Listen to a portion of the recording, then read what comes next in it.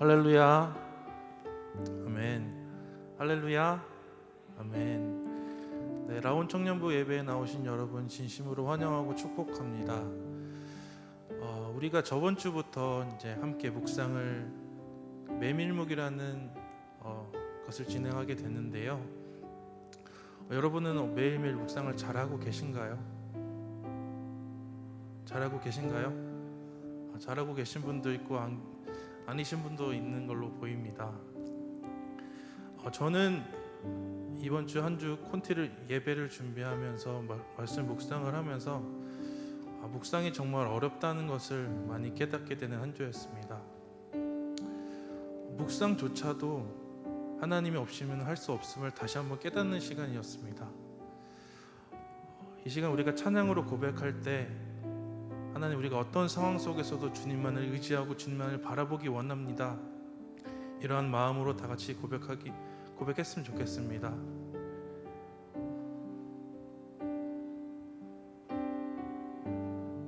모든 상황 속에서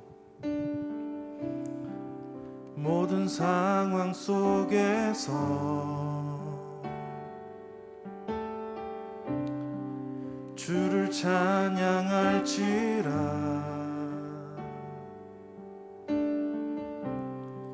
주는 너의 큰 상급,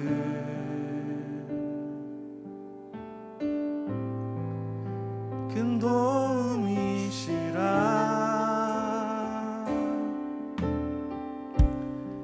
주의 얼굴 구할 때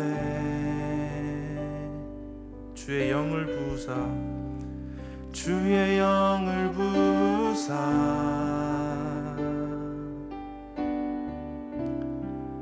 크신 사랑 안에서 주를 바라보기 원합니다. 주를 보게 하소서.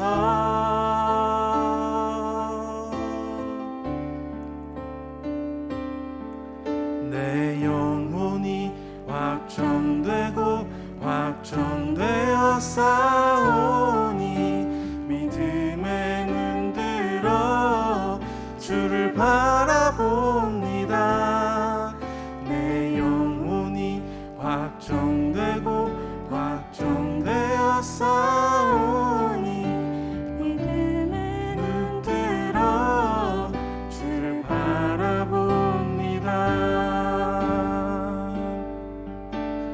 우리 다시 고백할까요? 모든 상황 속에서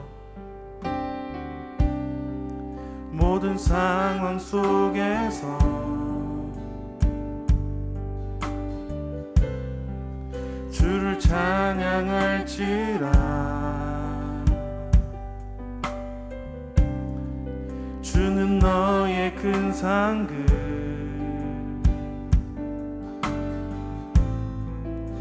큰 도움이시라.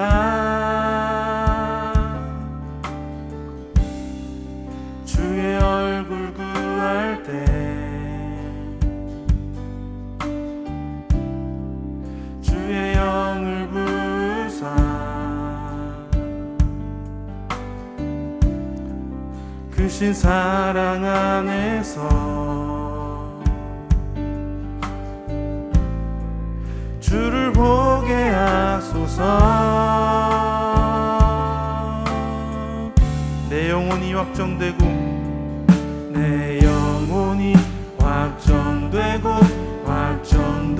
싸우니 믿음에 눈들어 주를 바라봅니다.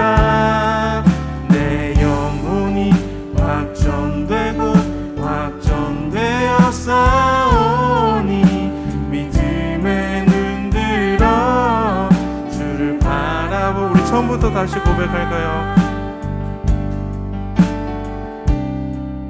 모든 상황 속에서 주님을 찬양하기 원합니다. 주를 찬양할지라. 주는 너의 큰 상급,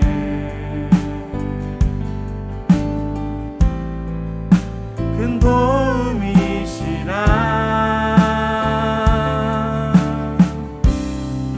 주의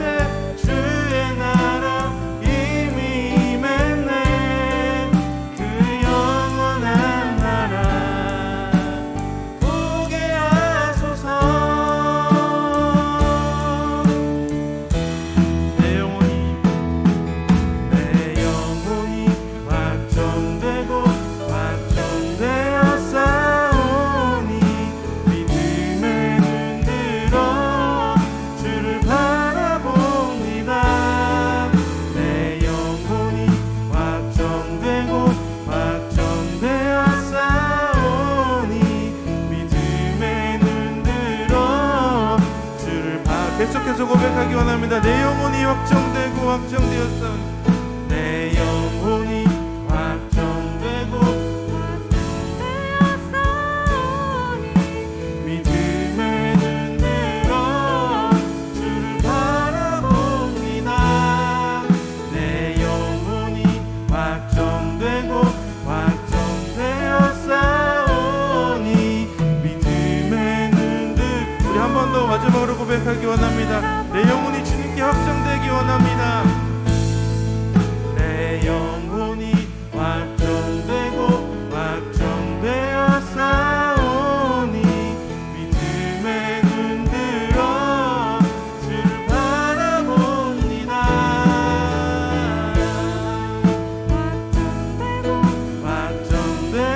확정되었사오니 믿음의 눈 들어 주를 바라봅니다. 주어진 내 삶이 작게만 보여도 선하신 주 나를 이끄심 보내 중심을 보시는 주님만 따르네. 날 택하신 주만 의지해. 보이는 상황에 무너질지라도 예수 능력이 나를 붙드네. 보이지 않아도 주님만 따르네. 내 평생 주님을 노래하리. 주어진 내 삶이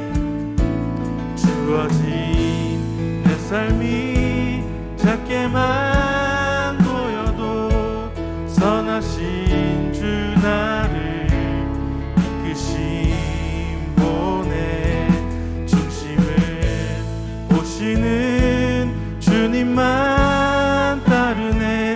날 택하신 주만 의지해.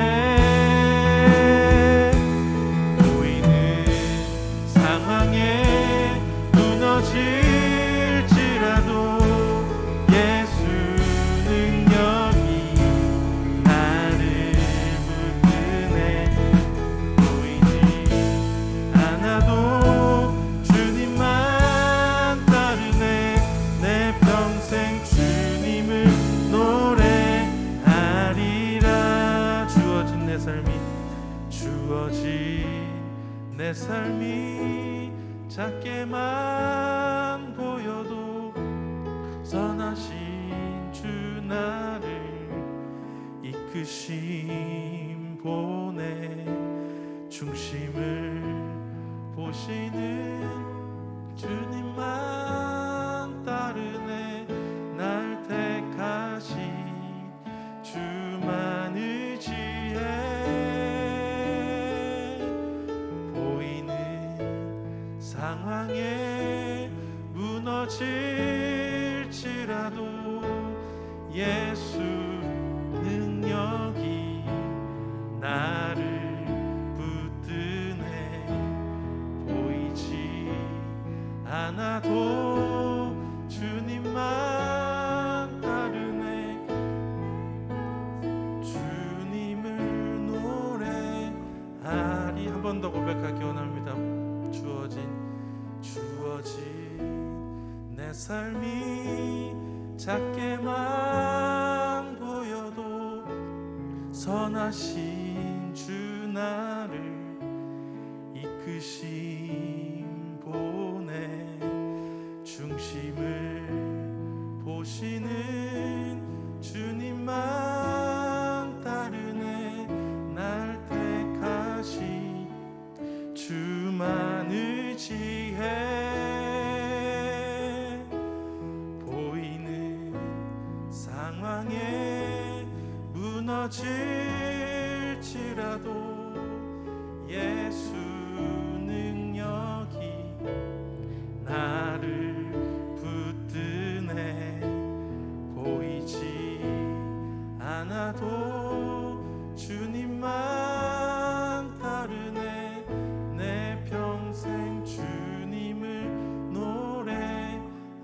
마지막으로 한 번 더 고백하기 원합니다. 주어진 내 삶이 작게만 보여도 선하신 주 나를 이끄신 보내 중심을 보시는 주님만 따르네 날 택하신 주만 의지해 보이는 상황에 무너질지라도 예수 능력이 나를 붙드네 보이지 않아도 주님만 따르네 나의 평생 주님을 노래하리라.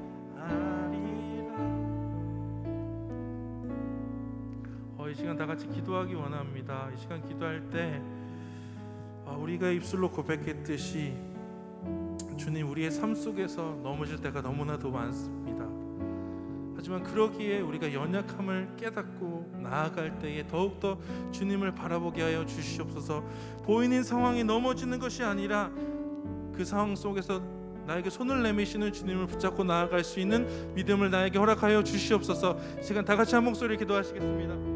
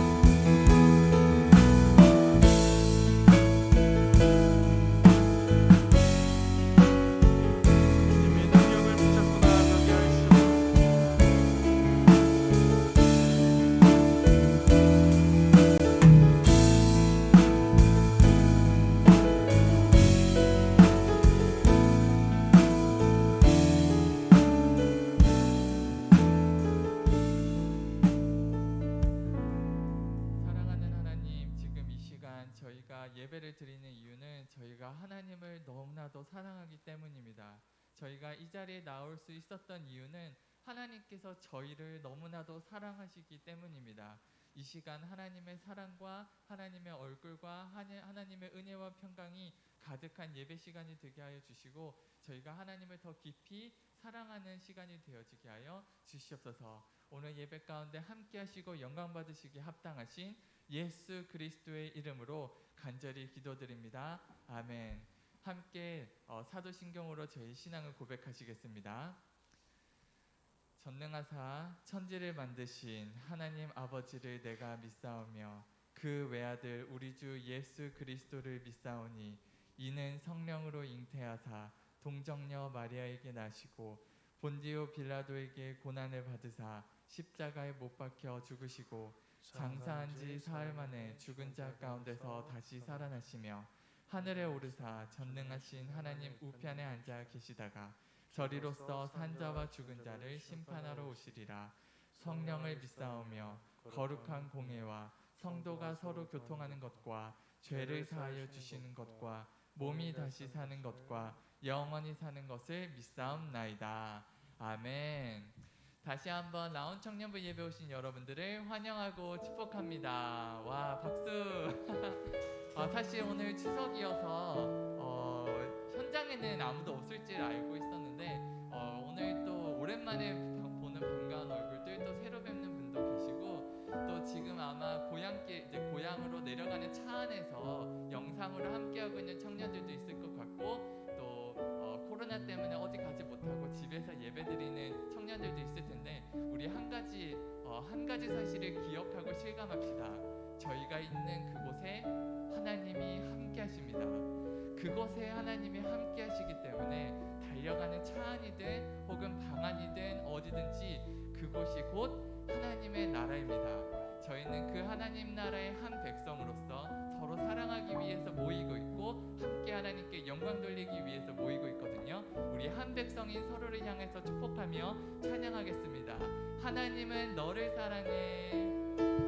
하나님은 너를 사랑해. 얼마나 사랑하시는지, 얼마나 너를 사랑하시는지, 너를 위해 저 별을 만들고 세상을 만들고 아들을 보냈네. 오래전부터 널 위해 준비된 하나님의 크신 사랑, 나의 가는 길 주의 사랑 가득하기를 축복해. 함께 예배드리는 여러분들 사랑하고 축복합니다. 네, 함께 하나님의 말씀 보도록 하겠습니다. 오늘 여러분들과 함께 읽고 싶은 말씀은 디모데후서입니다. 신약 성경 디모데후서 3장 15절에서 17절 말씀 여러분들과 함께 읽고 싶습니다. 디모데후서 3장 15절에서 17절 말씀, 성경 있으신 분들은 펼쳐주시고 없으신 분들은 화면을 보시면 좋을 것 같습니다. 제가 여러분들을 위해서 읽어드리도록 하겠습니다. 이렇게 기록되어 있습니다. 성경은 능히 너로 하여금 그리스도 예수 안에 있는 믿음으로 말미암아 구원에 이르는 지혜가 있게 하느니라. 모든 성경은 하나님의 감동으로 된 것으로 교훈과 책망과 바르게 함과 의로 교육하기에 유익하니 이는 하나님의 사랑으로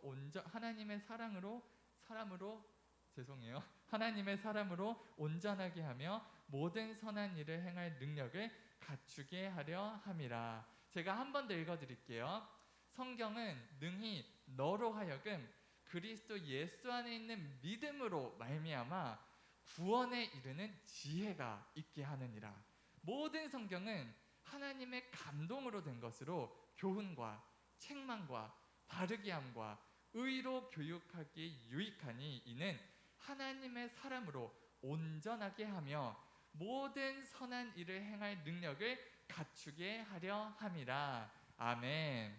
디모데후서 3장 15절이었습니다. 디모데후서 누구를 위해 쓰여진 편지일까요? 제가 방금 힌트를 드렸는데 누구를 위해 쓰여진 편지일까요? 디모데라고 하는 사람을 위해서 바울이 직접 쓴 편지입니다. 디모데는 누구였냐면요, 바울이 가장 아끼고 사랑했던 제자 중에 한 명이었고요, 자신의 아들이라고 부를 만큼 정말로 친밀하고 깊은 관계 가운데 있는 동역자이기도 했습니다. 그런데 지금 바울이 이 디모데 후서를 쓸 때 어떤 상황이었냐면 바울 자신은 현재 감옥에 갇혀 있는 상태예요. 바울은 많이 늙었고 할아버지가 돼서 그 여러 사역 가운데 결국 로마에 붙잡혀서 감옥에 갇혀 있는 상황이었고, 디모데는 그 바울의 부재 가운데서 바울이 사역하던 교회들을 찾아다니면서 바울 대신 말씀을 전하고 목회를 하고 있던 상황이었습니다. 그런데 디모데는 항상 바울을 따라다녔던 사람이에요. 바울이 가서 사역을 일으키고 바울이 말씀과 능력으로 사역하는 동안 디모데는 함께 다니면서 바울을 서포트하던 사람이었습니다. 그런데 이제는 바울이 없어요. 이제는 그 바울이 없어요. 디모데 스스로 혼자서 바울이 감당하던 그 거대한 사역들을 감당해야 되는 위치 가운데 있었던 것입니다. 성경은요, 디모데에 대한 많은 이야기를 주지는 않지만, 정보가 없는데 몇 가지 특징이 나온 게 있어요. 어떤 특징이 있냐면 바울을 어린 사람이라고 표현을 해요. 그러니까 디모데를 어린 사람이라고 표현을 해요. 그러니까 디모데가 사역할 당시에는 바울처럼 연륜이 있거나 연식이 있던 그런 것이 아니라 정말 어린 청년 혹은 이제 30대 중반에 들어가는 그런 나이였을 것이에요. 그런 상황 가운데서 바울 없이 사역을 하는 가운데 바울이 그 감옥 가운데서 디모데에게 혼자서 그 목회 부담과 어려움과 외로움과 어떤 그런 힘겨운 상황 가운데 있는 디모데에게 지금 조언을 해주고 있는 거예요. 그 조언이 무엇이냐면 성경이 너로 하여금 예수 안에 있는 믿음과 지혜를 얻게 할 것이고, 그리고 이 성경은 하나님의 감동으로 된 것이기 때문에 교훈과 책망과 바르게 함과 의로 교육하기 유익한 것이다. 이 성경은 하나님의 사람들이 온전하게 되어서 모든 선한 일을 행할 능력을 갖추게 한다라는 조언을 해주고 있는 것이에요. 늘 바울만을 바라보고 사역했던 디모데에게 자신이 이제 이 세상을 떠날 날이 얼마 남지 않았음을 직감하고 디모데에게 주는 마지막 편지였어요.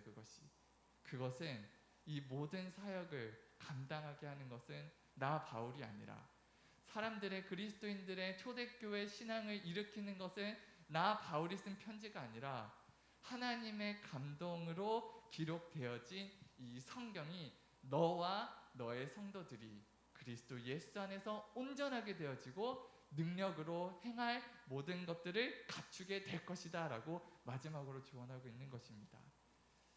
그 당시에는 그 성경, 바울이 이토록 중요하다 강조하고 있던 이 성경을 어느 누구나 가질 수 없던 시대였어요. 왜냐하면 종이가 너무나도 비쌌고 또 글을 쓸 수 있는 사람도 적었고 글을 읽을 수 있는 사람도 적었습니다. 이렇게 중요한 성경을 아무나 가질 수 없는 상황 가운데서 사람들은 신앙생활을 하고 있었고, 바울은 그 상황 가운데서 성경이 얼마나 중요한지를 강조하고 있어요. 근데 오늘날 2021년도 현재 9월 추석을 보내고 있는 이 시대에 바울이 상상이나 했을까요? 자신이 이렇게 중요하다고 강조했던 이 성경을 어느 누구나 갖고 어느 누구나 읽고 쓰고 그리고 스스로 공부하고 연구하고 해석할 수 있는 시대가 올 거라고 바울이 상상이나 했을까요? 그때 바울이 상상했든 안 했든지 간에 하나님께서는 오늘 이 시간 저희들에게 이 성경을 주시기로 작정하셨고 그것을 이루셨고, 이제 저희 손에 들려있는 어떤 모양이든지 책으로 되어 있든지 종이로 되어 있든지 혹은 핸드폰으로 되어 있든지 태블릿으로 되어 있든지 간에 어떤 형태로든지 간에 하나님의 말씀, 하나님의 감동으로 기록되어져서 하나님의 사람들인 우리들이 온전하게 되도록 하는, 선한 일을 행할 만한 능력을 갖추게 하는 하나님의 말씀이 오늘날 우리 가운데 있습니다. 저희는 이 하나님의 말씀을 매일 조금이라도 읽고 하나님을 더 알아가자라는 다짐과 노력을 지난주부터 공식적으로 선포하고 시작하고 있습니다. 그것이 이제 메밀묵이죠. 매일 하나님과 친밀한 묵상 시간인 것입니다. 그래서 저는 오늘 여러분들과 묵상에 대한 이야기를 조금 더 나누고 싶어서 이 자리에 서 있습니다. 제가 해외에 있을 때 예전에는 실감하지 못했지만 해외에 있을 때 유독 실감하게 된 것이 무엇이냐면, 여러분들 뉴스에서 보면은 뭐 K-팝, 뭐 K-드라마 막 해외에서 얼마나 막 이게 뜨고 있는지 막 얘기를 들으시지만 실감은 안 나시잖아요. 근데 해외에 있으면 진짜 대박이에요. 정말 이제 제가 훈련 받을 때는 항상 길거리에 나가서 노방 전도를 해야 됐거든요. 너무 힘들었어요. 사실 다 불어 쓰고 독일어 쓰는데 저는 영어도 안 되고 그래서 무슨 수로 전도를 하겠어요. 근데 무작정 나가야 돼요. 훈련이니까. 그래서 나가서 길거리에 이렇게 서 있으면 사람들이 찾아와요. 제가 한국인인 걸 먼저 알아봐요. 그리고 와가지고 Do you know? 하면서 그 K-팝 스타들의 이름을 대는 거예요. 저는 몰라요. 저는 K-팝 스타들 누군지 이게 가요를 잘 안 들으니까, 그러니까 외국인들은 알아요. 그래서 저한테 막 그 스타 안다고, 그 사람 안다고, 그 심지어 배우 안다고 하면서 그 사람들의 노래랑 춤을 제 앞에서 시연해 보인 외국인들도 있었습니다. 그 스위스에서 막 인종과 차별 없이 와서 저한테 막 그 K-팝에 대해서 막 이제 얘기를 하는데 저만 모르고 그 친구들이 막 저한테 설명해 주는 거예요. 그 옆에 있던 제 동료가 막 K-팝 스타에 대해서 얘기하니까 내가 그 K-팝 스타 친척이라고 얘기를 하는 거예요. 그러니까 막 난리가 나는 거예요. 막 친척이라니까. 나중에 나눔 끝나고 와서 진짜 친척이냐니까 뭐 같은 한국인이니까 조상 거슬러 올라가 보면 친척 아니겠냐고. 그러니까 거짓말은 안 했다는 거예요. 아무튼 이 한국인에 대한 문화, 정서, 한국인에 대한 언어들이 생각보다 해외 가운데 굉장히 인지도가 높아져 있는 것을 이제 온몸으로 실감했습니다. 같이 훈련받는 그 동료 중에 이집트 사람이 있었는데, 와, 이 친구는 심지어 한국말까지 이제 유창하게 해요. 한국 노래를 다 섭렵하고 있고 한국 드라마를 다 봤습니다. 그런데 같은 베이스 안에 한국인이 있었어요. 근데 이 친구는 재미 동포예요. 미국 동포 2세대인데 저랑 같은 검은 눈동자를 하고 있고 검은 머리를 하고 있어서 완벽한 한국인 DNA가 똑같아요. 그런데 이 친구는 한국말을 할 줄 몰라요. 이 친구는 한국 얘기가 나오면 대화에서 이렇게 슥 빠져요. 그러니까 관심이 없으니까. 뭐 K-pop 스타 얘기 나오면 슥 빠져요. 그리고 막 이 이집트 친구는 김치 나오면 막 김치라고 막 환장하면서 막 먹는데, 이 한국인 친구는 김치 나오면 또 슥 빠져요. 그래서 정말 머리부터 발끝까지 생긴 거는 똑같이 한국인이고 부모님도 100% 똑같은 한국인이고, 이 이집트 사람은 딱 봐도 너무나도 다른 문화, 민족 그리고 인종이라는 게 눈에 띄는데, 이 두 사람과 함께 있을 때 여러분들에게 질문을 던져볼게요. 누가 더 한국인이라고 느낄까요? 완전히 얼굴 색깔, 눈동자, 머리도 완전 곱슬곱슬이에요. 막 덩치도 이거 전파 타면 안 되는데 큰일이다. 그러니까 예뻐요. 정말. 근데 완전히 다른 인종인데 한국말을 할 줄 알고 한국 음식을 너무 좋아하고 한국 배우들, 한국 가수들을 다 알고 있고 심지어 한국에서 생활하면서 한국 회사 생활을 또 했다 그러더라고요. 근데 머리부터 발끝까지 완전히 한국인처럼 생겼는데 한국에 대한 이야기를 하는 걸 싫어하고 한국 음식을 먹을 줄 모르고 한국말을 할 줄 모르고 한국에 가서 살고 싶은 생각도 없는 사람이 있어요. 이 두 사람 중에 어느 누가 더 한국인처럼 느껴질까요? 제 경험을 말씀드리면 이 한국 사람처럼 생긴 사람보다는 완전히 다른 나라 사람이어도 이 사람이 더 같은 사람처럼, 같은 민족처럼, 같은 정서처럼 느껴져요. 그러니까 어떤 외모나 어떤 그런 것들이 중요한 것이 아니라 이 각 사람이 어디서 누구와 어떤 문화와 어떤 언어 가운데서 얼마나 많은 시간을 보내었는가가 그 사람의 정체성을 형성한다라는 것을 제가 실감하게 됐어요. 어느 나라에서 태어났든지가 중요한 것이 아니라 그 살아오는 그 과정이, 그 마음이, 그 인생이 어느 나라 가운데 있었는가가 그 사람의 정체성을 형성한다는 것을 제가 실감했습니다. 그리스도인도 마찬가지입니다. 우리 그리스도인들은 이 세상 가운데서 태어나서 이 세상 문화와 이 세상의 정세 가운데서 살아가고 있습니다. 우리가 사는 곳은 이 세상이지만, 우리가 태어난 곳은 이 세상이지만 그리스도인들은 그 속의 정체성이 하나님 나라 백성인 사람들입니다. 이 그리스도인들은, 하나님의 백성들은 하나님 나라 안에서 살아가는 사람들이고 하나님과 함께 시간을 보내는 사람들이고 하나님 나라의 문화와 언어 안에서 시간을 보내는 사람들입니다. 그러니까 우리가 어디서 태어났든지가 중요한 것이 아니라 우리의 일상과 인생의 과정 가운데 누구와 함께하고 있는가, 어떤 나라의 문화와 어떤 나라의 언어 가운데서 살아가고 있는가가 우리의 정체성을 확립하게 될 것입니다. 그래서 아까 이 이집트 친구처럼 뭐 K-드라마, K-음악, K-팝, 한국 소설들 막 읽고 완전히 한국 정서 안에 있었던 듯이 우리 그리스도인들도 하나님 나라의 정서 안에 머물게 해주는 어떤 중요한 매개체가 있거든요. 이 매개체를 통해서 우리는 하나님 나라의 정서를 배우고 하나님 나라의 언어를 배우고 하나님 나라의 문화 가운데서 살 수 있어요. 이 매개체가 무엇이냐면 바로 하나님의 감동으로 기록되어진 성경이에요. 우리는 성경을 통해서 하나님 나라 안에 머무는 시간을 보낼 수 있게 되는 것입니다. 그렇다면 이 성경은 무엇인가? 이 성경이라고 하는 것은 하나님과 하나님 나라에 대한 어느 누군가의 경험과 이해가 기록되어진 책입니다. 이것은 성령께서 그 사람으로 하여금 하나님이 누구신지 깨닫게 된 것을 쓰게 하신 거예요. 이 책은 성령으로 하여금 그 사람이 하나님 나라의 문화와 언어에 대해서 깨달은 것을 기록하게 된 것이에요. 구약 성경 가운데서 가장 위대한 선지자를 한 명 골라라 그러면 유대인들은 주저없이 모세를 고를 거예요.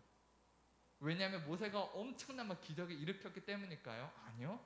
왜냐하면 성경을 읽어보면 모세보다 더 큰 기적을 일으킨 선지자들 많아요. 어떤 선지자는 모세도 하지 못한 걸 했어요. 죽은 사람도 살려냈어요. 그럼에도 불구하고 유대인들이 가장 존경하고 가장 영향력 있고 위대한 선지자로 선택한 사람은 누구냐면 모세입니다. 왜냐하면 모세에게는 이쑤시개가 있어요. 바로 최초의 기록자. 그러니까 여호와 하나님에 대한 신앙을 가장 먼저 기록한 사람이 바로 모세입니다.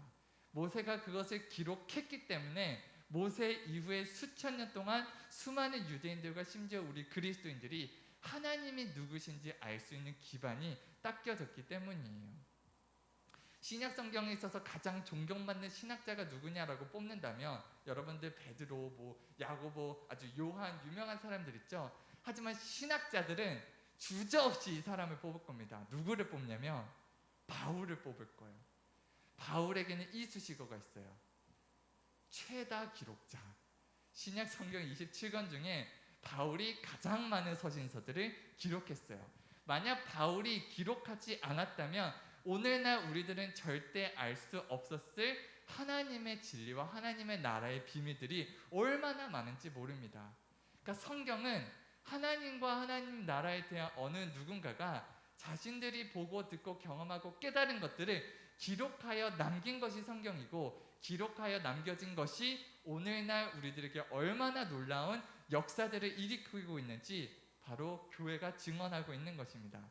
이렇게 기록되어진 누군가의 신앙과 진리의 말씀들을 이제 읽고 그것을 나의 것으로 소화해서 내가 이해한 하나님, 내가 이해한 하나님의 나라를 나도 그들처럼 기록하게 되는 행위가 있는데, 그 행위를 우리는 묵상이라고 부르는 것이에요. 그러니까 누군가가 그 신앙을 기록한 것이 오늘날 우리들에게 엄청난 영향을 미친다면, 우리가 그 성경을 읽고 우리도 같이 기록한다면 그 기록하는 그 행위가 우리와 우리 후손에게, 자손에게 얼마나 엄청난 영향력을 미치겠습니까? 하나님께서는 하나님 자신에 대한 경험과 이해가 기록된 그 진리들을 반드시 사용하시는 하나님이십니다. 그래서 이제 우리가 그렇게 기록한 그 내용들을 우리 실제 삶에서 또 경험하고 또 고민하고 그것을 나누는 것이 저희는 성도의 교제라고 부르는 것이고, 내가 기록한 그 신앙의 노래를 만들면 그것이 찬양이 되는 것이고, 그것으로 책을 만들면 신앙서적이 되는 것이고, 그것으로 연극을 만들면 선곡이 되고 판픽탭이 되는 것이에요. 그러니까 묵상이라고 하는 것은 그리스도인으로서 하나님 나라 백성으로 살아가는데 가장 기본이 되는 것이라는 것을 여러분들에게 강조드리고 싶어서 조금 길게 설명을 했습니다. 우리가 하나님 나라의 사고방식대로 사고하는 것, 하나님 나라의 언어로 말하는 것, 하나님의 나라의 법과 문화를 우리가 체화하고 체감할 수 있는 가장 그 기본적인 과정이 바로 묵상이라고 하는 행위인 것입니다. 그래서 묵상은 우리가 하나님의 말씀인 성경을 우리가 꾸준히 매일매일 조금씩 읽고 우리 삶 가운데 하나님의 말씀이 들어오게 하는 것이 우리로 하여금 이 시대 가운데서 진정한 그리스도인으로서 하나님 나라의 백성으로서의 정체성을 지키고 확장하고 확립시키는 가장 중요한 것인 것을 우리가 기억했으면 좋겠습니다. 문제는 이 묵상을 한다고 해서 눈에 뚜렷한 변화나 증거는 보이지 않을 수 있다는 것이에요. 왜냐하면 하나님의 말씀을 읽고 묵상한다는 것은 마치 바이올린을 켜던가 피아노를 키는 것처럼 뭔가 이렇게 드러나게 되는 것이 아니에요. 뭔가 더 익숙하게 되는 것이 아니에요. 묵상은 그런 존재가 되어져 가는 과정이에요. 이것은 눈에 띄지 않아요. 지금 제 아내가 지금 한국어를 공부하고 있거든요. 그래서 한국인처럼 말하고 한국인처럼 생각하고 한국인처럼 행동하려고 애쓰고 있어요. 근데 이것은 어떻게 연습한다고 해서 뚜렷한 경과가 나타나는 것이 아니더라고요. 이것은 매일매일 꾸준히 하다 보면은 어느샌가 자연스럽게 되어 있어요. 뒤돌아보면 내가 어느새 이런 말들을 할 줄 알고 이런 행동들을 할 줄 알고 또 선물을 들 때 두 손으로 자기도 모르게 드리고 있는 모습들을 발견하게 되는 것. 묵상이라는 것은 어떤 내가 뭔가 더 잘하게 된다거나 익숙하게 된다는 것을 의미하는 것이 아니라 예전에는 완전히 이 세상에 속하였던 내가 점점 더 하나님 나라의 백성으로서 그리스도인으로서 되어져 가는 과정이기 때문에 지금 당장 뚜렷한 경과는 보이지 않을 수 있지만 우리들은 이미 변하고 있다라는 진리를 여러분들이 믿고 묵상을 했으면 좋겠습니다. 우리는 기록된 하나님의 말씀을 읽고 또 기록된 하나님의 말씀처럼 생각하고 또 그것을 나의 방식대로 이해하고 기록하는 묵상을 저희가 해야 합니다. 그래서 저희는 이런 슬로건을 같이 걸고 같이 가고 싶어요. 하반기에는 무엇이냐면 신앙은 기록되어야 한다라는 슬로건을 걸고 같이 갔으면 좋겠어요. 왜냐하면 이 신앙은 기록될 때 내 마음에도 새겨지고 내 삶 가운데 깊숙이 새겨지는 효과가 있기 때문입니다. 지금 여러분들 앞에 있는 저 전도사, 여러분들이 저를 어떻게 평가하는지 직접 물어볼 수는 없겠지만 그래도 이 자리에 설 정도면은 나름 괜찮은 사람이지 않겠습니까? 아무도 반응이 없어요. 그런데 지금도 침대에서 잘 때 옛날 생각을 하면요, 이불킥을 차다가 눈물을 퍽 쏟을 때가 많아요. 그동안 내가 상처 준 그 수많은 사람들에게 너무 미안해서 내가 했던 그 부끄러운 행동들, 그 이기적인 생각들, 정말 인간 쓰레기라는 생각이 들 정도로 저의 인생 전반부를 살펴보면 그런 생각이 들어요. 그런데 오늘날 여러분들 앞에서 하나님의 말씀을 전하는 자까지 서기 위해 준비되는 과정 가운데서 지금 제 뒤에 얼마나 많은 기록된 신앙들이 있는지는 여러분들 상상도 못할 것입니다. 지금 제 외장 하드에는 정말 많은 용량의 기록된 신앙들이 있어요. 그러나 그 기록된 신앙들은 번지르르한 말이 아니에요. 우리 예수 그리스도는 뭐 히브리서에서 이렇게 그런 걸 기록하지 않았습니다. 주야! 이거예요. 왜 나에게 정말 살아계시다면 정말 살아계십니까? 막 온갖 의심과 고뇌와 고통과 비명과 눈물과 슬픔과 분노와 짜증과 그런 것들, 미움과 시기와 질투와 그런 것들이 얼마나 많이 기록되어져 있는지 몰라요. 그래서 저는 제가 잘못하고 있는 줄 알았어요. 근데 성경을 공부해 보니까요, 저랑 똑같은 글을, 똑같은 비난과 비판과 시기와 질투의 글을 쓴 사람이 있더라고요. 시편에 보니까 다윗 왕이 그렇게 하나님께 소리 지르고 막 화내고 분노하는 글들이 많은지 몰라요. 그러니까 성경, 기록되는 신앙이라는 것은 여러분들이 얼마나 멋진 말을 잘, 진리를 잘 정제해서 기록되었는가, 그것을 말하는 것이 아니라 하나님의 말씀을 통해서 비춰지는 나의 모습 있는 그대로를 하나님께 쓰는 것이에요. 하나님, 이 말씀을 읽으니까 내 마음이 견디지 못하겠습니다. 나는 그놈 용서 못합니다. 하나님, 나 저놈이 망하는 거 보기 전까지 나는 내 눈에 흙이 들어가도 내가 뭐 못하겠습니다. 찬양이 안 됩니다. 하나님, 정말 살아계십니까? 이러한 하나님과의 대화, 말씀을 통해서 시작되어지는 하나님에 대한 고민, 말씀을 통해 시작되어지는 하나님에 대한 나의 생각과 느낌과 나의 의문들을, 질문들을 하나님께 가감없이 기록하는 것이 진정한 묵상입니다. 그리고 그 질문에 대한 대답을 하나님께서 말씀을 통해서 주실 때가 있어요. 그것을 또 기록하는 것. 그것이 쌓이고 쌓이다 보면 어느새 나의 정체성과 존재는 이 세상 사람에서 그리스도인으로 점점 바뀌어져 있는 여러분들을 발견하게 될 것입니다. 그러므로 묵상을 하자고 할 때 여러분들 제발 오해하지 않으셨으면 좋겠어요.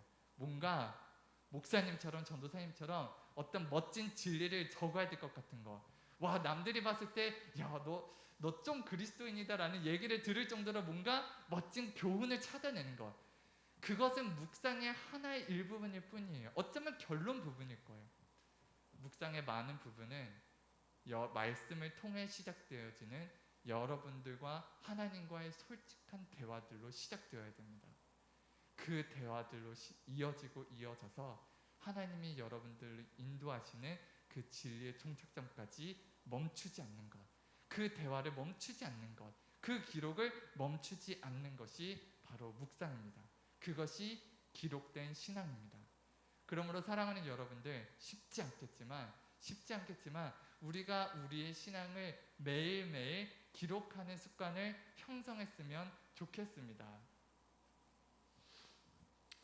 이제 우리가 하나님의 말씀을 통해서 그렇게 묵상할 때 우리 안에 어떤 일이 벌어지는가, 디모데후서 3장 15절에서 17절 제가 말씀드렸죠. 우리가 성경을 읽을 때 어떤 일들이 일어나냐면 그리스도 예수 안에 있는 믿음이 생겨나고 구원에 이르는 지혜가 생겨나죠. 교훈과 책망과 바르게 함과 의로 교육되어지기 시작합니다. 하나님의 사람으로 온전하게 되어집니다. 그리고 모든 선한 일을 행할 능력을 갖추게 됩니다. 이제 문제는, 제가 이 질문을 좀 현실적인 질문을 던져보도록 할게요. 그래서 묵상이 이렇게 좋은 걸 이제 알았죠.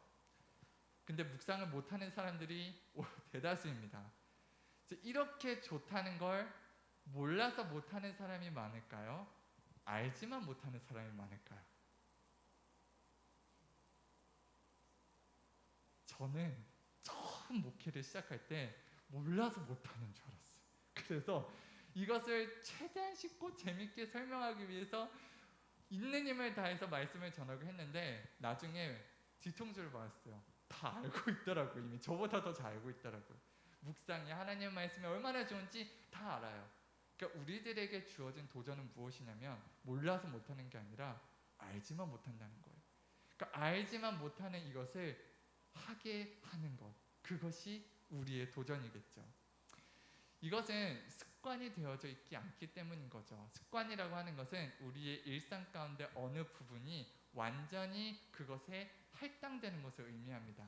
그 일상 가운데 이것이 빠지면 마치 밥을 안 먹으면 안 되는 것처럼 어색해지고 불편해지는 것이 습관이라고 하는 거거든요. 저는 잘 때 눈을 비비는 습관이 있어요. 안 비비면 그날 하루의 일과가 뭔가 찝찝합니다. 근데 안과 선생님이 제 눈에 상처가 너무 많아서 좀만 더 비비면 큰일 날 거라고 경고를 했는데 그때부터 멈추려고 하지만 이게 안 돼. 왜냐하면 습관이 되어 있어요. 저는 아침에 일어나면 첫 일과는 눈을 비비는 거예요. 습관이라는 게 이런 거예요. 그것이 빠지면 어색하고 불편해지는 거. 그러니까 묵상이 습관이 되어지지 않았기 때문에 저희들에게 불편한 거거든요. 그러면 좋은 건 알지만 하지 못하고 있는 이 묵상이 우리 일상의 한 부분을 차지하게끔 습관이 되게 할 수 있는 비결이 무엇일까? 그것들을 여러분들이 고민해 보시고 저는 오늘 여러분들에게 3가지 비결을 알려드리면서 말씀을 마치도록 하겠습니다. 하나님의 말씀을 묵상하는 이 묵상이 우리 삶의 습관이 되어지게 하는 3가지 동기부여가 있어요. 첫 번째 동기부여는 공포입니다. 공포. 저랑 같이 사역했던 동료 중에 한 분이 밥을 정말 좋아하시는 분이었어요. 식도락가였어요. 정말 몸집도 크신데 밥을 먹는 것을 그렇게 행복해 하시는 분이 없어요. 그런데 병원에서 이런 얘기를 들었습니다. 당뇨병입니다. 그리고 나서 의사가 어떤 사진을 보여주냐면 당이 혈관에 남아 돌아서 발끝이랑 손끝이 썩어 들어가는 사진을 보여줬어요. 그래서 그 손가락과 발을 잘라야 되는 그 수술의 과정을 보여주었는데 그 즉시 이 동료분의 식생활 습관이 바뀌었을까요? 안 바뀌었을까요? 순식간에 바뀌었어요. 그날부터 보리밥만 먹기 시작하더라고요. 그날부터 보리밥이랑 노른자만, 제가 봐도 끔찍할 정도로 맛없는 밥을 그날부터 매일매일 먹기 시작해요. 무엇 때문에? 공포 때문에. 그러니까 사람의 습관을 바꾸는 가장 효과적이고 쉬운 방법은 공포를 주는 거죠. 그러니까 묵상을 습관하고 싶으니까 약간의 공포만 주면 되는 거예요. 묵상했어요, 안 했어요? 지난주 묵상했어요, 안 했어요? 안 했어요? 그럼 이제 지옥 가야 되는 거지. 그럼 지옥 가야 되는 거지 뭐. 염치가 있지. 하나님께서 목숨을 걸고 써서 주셨는데 그거를 안 해요. 성경 통독했어요, 안 했어요? 그거 내 70년의 인생을 주었는데 그거를 하나 다 못 읽었어? 지옥. 이런 공포심만 있다면 우리는 목숨 걸고 성경 1독이라도 하게 될 거예요. 묵상을 하게 될 거예요. 그렇죠? 두 번째 동기부여가 있어요. 두 번째 동기부여는, 묵상을 하게 하는 두 번째 동기부여는 의무감입니다. 그러니까 할 수밖에 없는 상황으로 나 스스로를 이제 몰아가는 거예요. 그러니까 우리가 비싼 돈 주고 헬스장에 이렇게 PT를 하는 이유가 뭐겠어요? 돈이 남아 돌아서요? 아니요. 돈이 아까워서라도 내가 가게 만드니까 비싼 돈을 주고서라도 하는 거죠. 어떤 토익 동아리에서는 이렇게 멤버들이 30만 원씩을 이제 내는 거예요. 그리고 나서 모임에 한 번 빠질 때마다 5만 원씩 이렇게 벌금으로 차감되는 그런 게 있다 그러더라고요. 그래서 그렇게 해서라도 내가 토익 공부 동아리에 가게 만드는, 나로 하여금 어떻게든 가게 만들게 하는 것이 이제 의무감이라는 동기부여입니다. 그래서 저희 중에 찬양팀 하는 청년들, 교사하는 청년들, 리더하는 청년들 정말 지혜로운 거예요. 사실은 안 하면 내가 안 할 걸 아니까 찬양 안 하고 기도 안 할 거 아니까 힘들지만 그래도 교사라도 리더라도 찬양팀이라도 억지로라도 해서 어떻게든 예배를 드리는 거 너무 정말 이제 지혜로운 거죠. 그래서 옛날에 항해하는 사람들이 배가 막 출렁출렁거리고 막 하면은 가만히 있으면 배에서 튕겨날 걸 아니까 어떻게 하냐면 뱃사람들은 다 자신을 배에다 꽁꽁 싸 매요. 그래서 배에서 떨어지지 않게. 그러니까 의무감이라고 하는 동기부여는 이런 거죠. 어차피 내가 떨어져 나갈 거 아니까 어떻게든 나로 하여금 그것을 하게 만드는 거. 그래서 묵상도 그런 거죠. 묵상 동아리라든가 아니면은 이런 어떤 이제 몇몇 사람 모아서 같이 묵상을 하고 서로 이렇게 막 체크하고 이렇게 함으로써 그렇게라도 내가 묵상을 하는 것이 이제 두 번째 동기부여라고 할 수 있겠습니다. 그런데 저는 오늘 여러분들에게 추천드리고 싶은 세 번째 동기부여가 있어요. 이 세 번째 동기부여는 제일 어렵습니다만 첫 번째, 두 번째 동기부여보다 가장 강력하기도 합니다. 그것은 무엇이냐면 사랑이라는 동기부여예요. 하나님을 사랑하는 것. 제가 얼마 전에 뉴스를 봤는데 어떤 임신한 어머니가 암에 걸려서 항암 치료를 받아야 하는데 항암 치료를 받으면 애가 죽는 거예요. 근데 항암 치료를 받지 않으면 암이 있는 다리를 잘라야 되는 상황이에요. 이 어머니는 무엇을 선택했을까요? 평생을 두 다리로 걸으면서 살아왔어요. 평생을 두 다리를 걷는 습관을 걸으면서 살아왔어요. 근데 이 어머니가 선택한 건 무엇인지 아세요? 두 다리로 걷는 습관을 포기하고 남은 평생을, 남은 60, 70년을 다리 하나로만 살아가기로 결정했어요. 무엇 때문에? 사랑 때문에. 어떤 알코올 중독자 아버지는 술만 마시면 자기 아내랑 애들을 때리는 거예요. 계속 그것이 반복되니까 그것이 너무 고통스러운 거예요. 평생을 술 먹으면서 살아왔어요. 힘든 노동을 해왔기 때문에 술이 없으면 견디지 못해요. 그 노동을, 그 정신적인 피로를. 그런데 이 노동자는 자신이 죽을지언정, 직장에서 쓰러질지언정 평생 술을 마시던 습관을 포기했어요. 술을 끊었어요. 무엇 때문에? 사랑 때문에. 그러니까 우리가 절대로 변하지 않을 거라고 생각하는 습관을 바꾸게 만드는 어떤 강력한 힘이 있는데 그것은 사랑입니다. 우리가 묵상을 할 때 쉽지 않아요. 시간을 내는 것이 쉽지 않아요. 하루에 10분이 왜 그렇게 귀하고 왜 이렇게 아쉬운지, 왜 그렇게 힘든지. 이 묵상을 우리가 할 수 있는, 습관화할 수 있는 가장 강력한 비결은 공포일 수도 있고 의무감일 수도 있지만 저는 여러분들이 사랑으로 묵상의 습관을 이루어내었으면 좋겠어요. 그러니까 저는 여러분들이 묵상을 하고 싶을 때, 묵상을 하기 위해 애쓸 때, 또 오늘 예배 끝나고 저희가 이 기도를 했으면 좋겠어요. 하나님, 제가 하나님을 더 사랑하고 싶습니다. 저는 여러분들 안에 이번 주에 묵상 7번 중에 4번밖에 못했네. 그 다음 주에는 아이고 2번밖에 못했네. 다음 주엔 못하겠네. 뭔가 몇 번 했는지 안 했는지 그걸로 스트레스를 받기보다는 저는 그냥 몇 번 했는지 신경 쓰지 마시고 얼마나 묵상했는지 신경 쓰지 마시고 매일매일 이것만 이 소망만 품었으면 좋겠어요. 하나님, 제가 어제보다 오늘 더 하나님을 더 사랑하고 싶습니다. 하나님, 제가 하나님을 더 사랑하고 싶습니다. 이 기도만 해주세요. 묵상 몇 번 했는지 안 했는지 그거 신경 쓰지 마시고 여러분들 마음 가운데 간절하게 하나님을 더 사랑하고 싶습니다 라는 기도들이 끊이지 않길 여러분들 축복합니다. 그러면 그렇게 하나님께서 여러분들 안에 하나님의 사랑을 채워주시기 시작하시면 묵상과 말씀을 읽는 즐거움이 자연스럽게 여러분들에게 이루어질 거예요. 그것은 공포보다도 의무감보다도 우리에게 더 많은 풍성함과 생명을 가져옵니다. 말씀을 통해서. 여러분들 오해하지 마세요. 사랑하면 묵상하게 된다라고 얘기했다고 해서 난 묵상 안 하니까 하나님 사랑 안 하는 거네, 그렇게 판단하시면 안 돼요. 묵상을 안 한다고 해서 사랑을 안 하는 거 그럴 수 있어요. 사실 사랑을 안 하는 것의 증거는 무엇이냐면 아예 시도조차 안 하면 사랑 안 하는구나 어느 정도 확신할 수 있어요. 그런데 매번 실패하지만 또 실패하지만 자꾸 시도하려고 한다? 그러면 성공과 실패의 여부와 상관없이 모든 사람들이 알아요. 이 사람은 저 사람을 사랑하는구나. 그러니까 저는 여러분들이 다음 주에 또 제가 묵상 매일매일 올릴 거 아니에요. 부담감이 들 거 아니에요. 또 이걸 해야 되는데 못할 것 같네. 그런 묵상에 대한 부담감이 올 때 여러분들 실패하더라도 또 시도하고 또 시도해 주세요.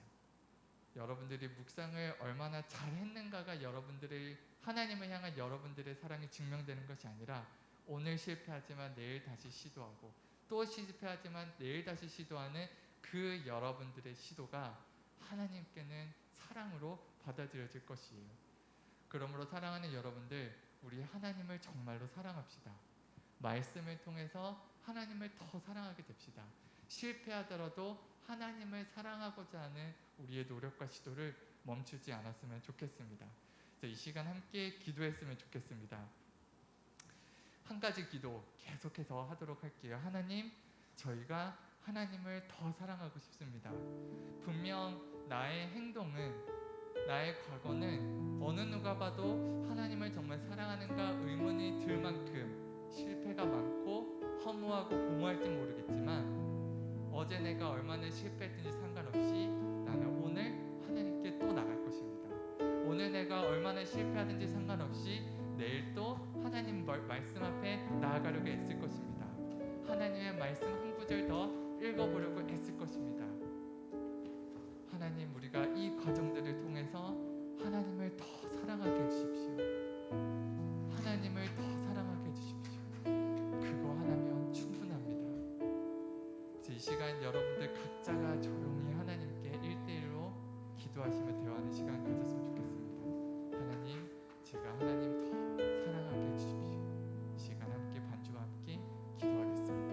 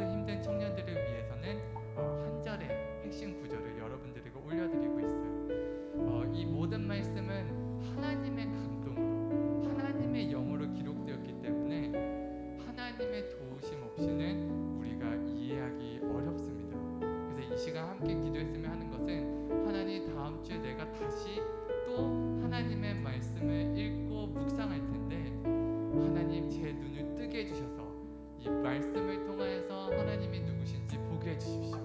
하나님이 누구신지 깨닫게 해주십시오. 그래서 하나님 더 사랑하게 해주십시오. 내가 무엇을 해야 될지 알려주십시오. 말씀을 이해하도록 도와주십시오. 이 시간 다음 한 주간의 그 메밀묵 기간을 위하여서 말씀을 더 잘 이해할 수 있도록 성령님 도와달라고 도움을 요청하시며 함께 기도하시도록 하겠습니다. 기도하겠습니다. 살아계신 하나님, 하나님께서 저희들을 얼마나 사랑하시는지 저희와 함께 하시는지 그것을 알려주시기 위하여서 기록되어진 하나님의 말씀을 저희가 봅니다. 하나님의 말씀을 읽습니다. 하나님 제가 그것을 읽을 때 하나님 저의 눈을 뜨게 해주시고 제 마음을 열어주셔서 하나님의 말씀이 하나님을 어떻게 드러내고 있는지 하나님이 누구신지 하나님의 영광과 하나님의 성품을 깨달아 알도록 도와주셔서 하나님의 말씀을 바르게 이해하고 내 삶 가운데 하나님을 점점 더 닮아가는 삶의 과정들이 일어나게 하여 주셔서 하나님 나라의 백성으로서 살아갈 수 있도록 하나님의 법과 하나님의 성품과 하나님의 진리와 말씀들이 나에게 가득히 들어올 수 있도록 다음 한 주간에도 사용하여 주시고 하나님의 말씀을 읽을 때 성령 하나님 말씀하여 주시고 나와 동행하여 주셔서 나의 이해를 주시고 나에게 말씀하시고 우리를 이루어 주셔서 하나님 우리에게 말씀하여 주셔서 감사합니다. 우리와 대화해 주시고 교제해 주셔서 감사합니다. 저희들에게 말씀을 주셔서 감사합니다. 이 말씀을 더 사랑하고 하나님을 더 사랑하게 하여 주시옵소서. 하나님 도와주시옵소서. 저희들의 연약함을 도와주시옵소서. 저희들의 부족함을 도와주시옵소서. 긍휼을 베풀어 주시옵소서. 오늘도 하나님의 은혜에 힘입어 다음 한 주간 하나님의 말씀과 함께 달려갑니다. 하나님 역사하여 주시옵소서. 우리 함께 찬양하겠습니다. 모든 상황 속에서 모든 상황 속에서 주를 찬양할지라 주를 찬양할지라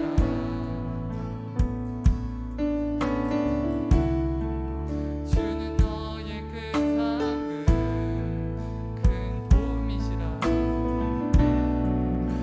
큰 도움이시라 주의 얼굴 구할 때 주의 얼굴 구할 때 주의 영을 부어주소서 주의 영을 부으사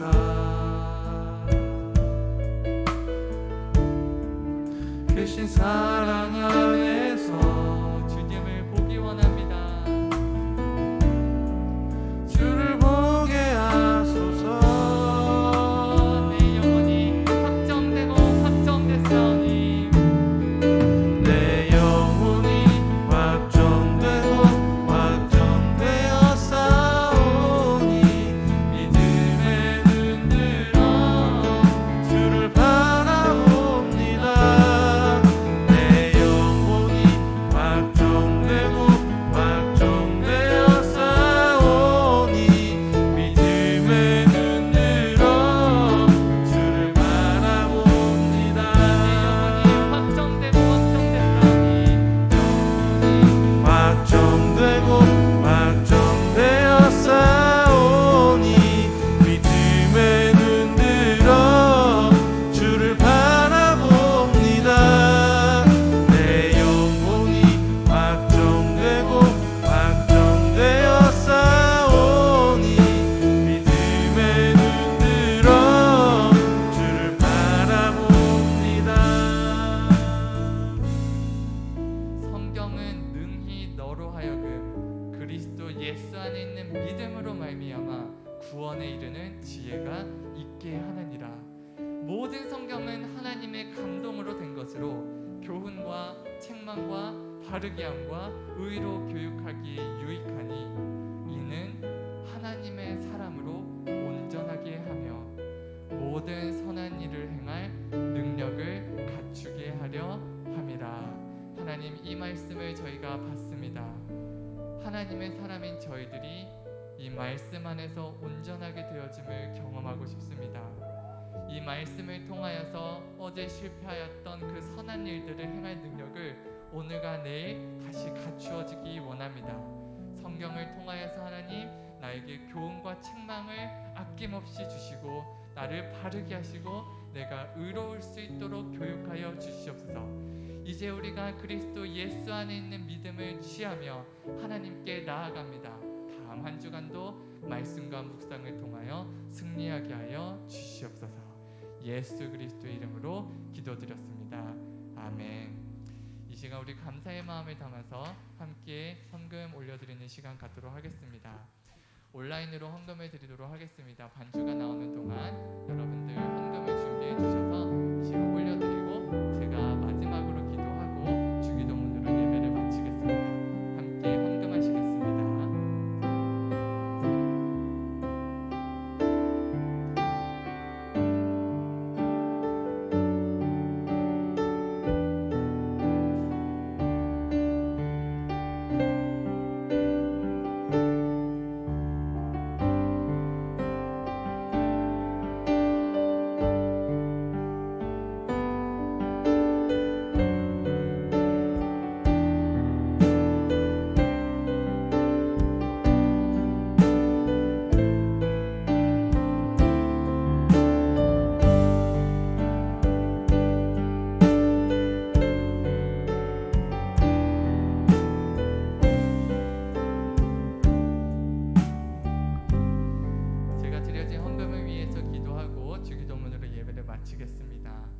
살아계신 하나님, 저희가 하나님께 돌려드린 이 재정은 하나님 나라의 영광을 위하여서 사용하여 주시옵소서. 하나님께서 저희들에게 주신 것이 더 크고 많지만 이 시간 저희들의 삶의 일부를, 저희들의 노동의 일부를, 저희들의 귀한 것들의 일부를 주님께 올려드립니다. 기뻐 받아주시고 저희의 사랑의 표현으로 받아주시옵소서. 이 시간 저희와 함께 하시고 저희의 사랑과 영광 받으시기에 합당하신 예수 그리스도의 이름으로 기도드렸습니다. 아멘. 이 시간 주님이 가르쳐 주신 기도로 예배를 마치시겠습니다. 하늘에 계신 우리 아버지여, 이름이 거룩히 여김을 받으시오며 나라의 임하옵시며 뜻이 하늘에서 이룬 것 같이 땅에서도 이루어지이다. 오늘날 우리에게 일용할 양식을 주옵시고 우리가 우리에게 죄 지은 자를 사하여 준 것 같이 우리 죄를 사하여 주옵시고 우리를 시험에 들게 하지 마옵시고 다만 악에서 구하옵소서. 대개의 나라와 권세와 영광이 아버지께 영원히 쌓옵나이다. 아멘. 우리의 사랑과 영광 받으시기 합당하신 주님께 영광의 박수 올려드리겠습니다. 모두 추석 명절 잘 보내시고요. 다음 한 주간도 매일 하나님의 말씀과 함께 즐거운 한 주 되기를 주님의 이름으로 축복합니다. 안녕.